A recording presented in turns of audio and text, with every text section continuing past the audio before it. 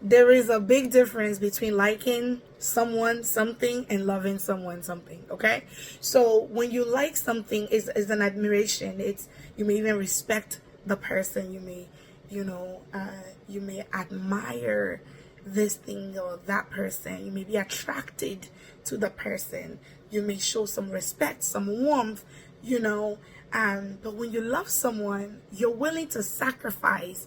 It comes with attachment, with bonding, with care, with intimacy. It comes with emotional support and emotional connectedness.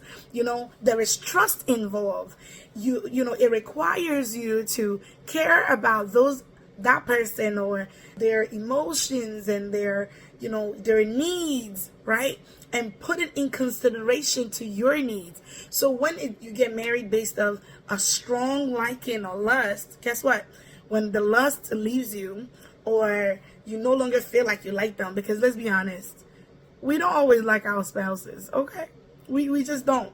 And so if you stop liking them because of their behavior or because of something they're doing, so it's easier to divorce and walk away and say, no, let's break up. That's it. I'm not going to deal with this, because it was a strong liking. And maybe they were fulfilling a need for you. There are people that are just good to you. Maybe you're dating somebody and the way they treat you, and it's about you. You look at you like, yes, they were doing this for me. They were, I really think I like them and I love them because they were taking care of you. What happens when they stop taking care of you? What happens when, for once, they want to make it about themselves too? Then automatically you start thinking, oh, they don't care about me. Oh, because relationship was one way. That's what liking does. Liking, you like them for what they're doing. Okay? There's no emotional attachment. It's not long term. It's temporary. When you love someone, it's deeper. There's intimacy. It requires you to trust the person. So when you hear, oh, that person said this about you, you address and you talk about it. Or if your spouse is now behaving like weird, you're like, babe, let's sit down. Why are we fighting? Like, what's going on? You talk about it. You don't just get up and say, I'm getting divorced. I'm done. This is not working for me. No. You talk about it. Because love is sacrifice. It requires you to show some vulnerability. It requires you to be open and expressive about what you're dealing with and feeling. You don't just walk and be divorced. Do you understand that? And at times, yes, you may go to a spouse and you want to let the spouse know, like, hey, the way you're behaving, they may not hear you.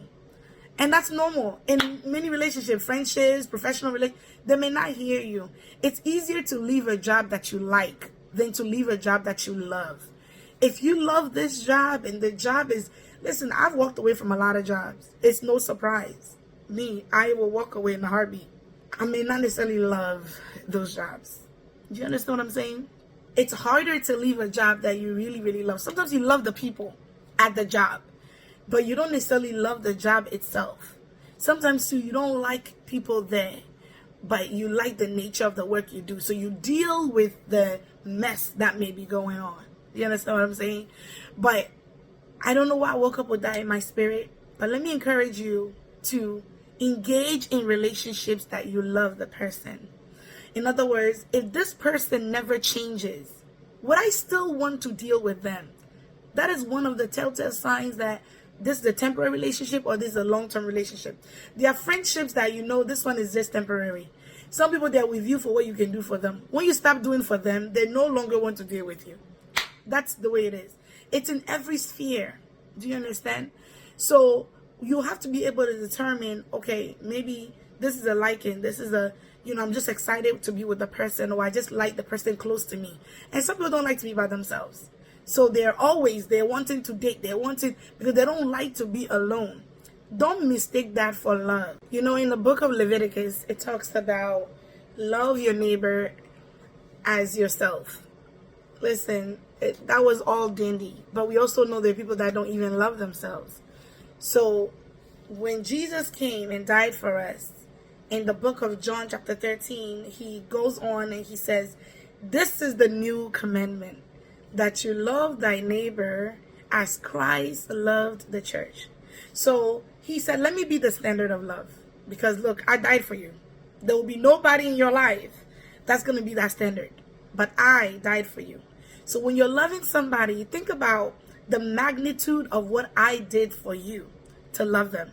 And the reason we don't appreciate, preserve relationships, preserve friendships, we just don't, and we dispense of people like they are nothing, is because we don't understand the nature of love. We don't understand the concept of relationship. We are relational beings.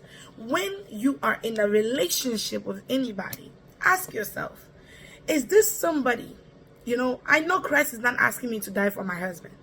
I don't think he's asking me to die for him. Thank God he did it. So what he's asking me to do is to show enough love to him that he will also in turn recognize the love of God. That's it. To give him agape love. So even if your spouse is not where you want them to be, they're not doing the right things, at the very least, remember, this is a soul to be won.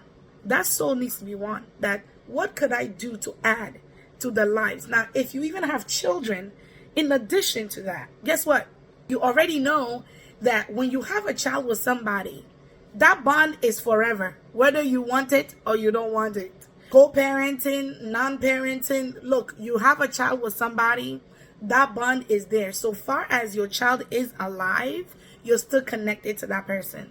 So what that means is, whatever you do, you must ensure that you are showing some level of love to that person and minimizing the chaos, the arguments, the negativity. You have to minimize all of that and be an example.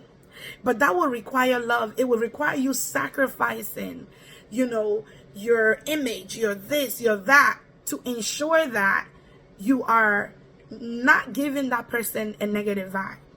You understand? So there's a strong difference between liking and loving.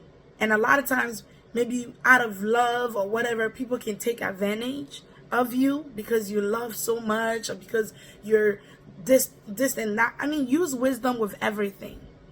But just be aware when people come in your life, why is this person in my life? And what are they showing me? What are the telltale signs that this person is here to stay or they're here temporarily? There are people that enter my life. God will tell me, this person, this is temporary.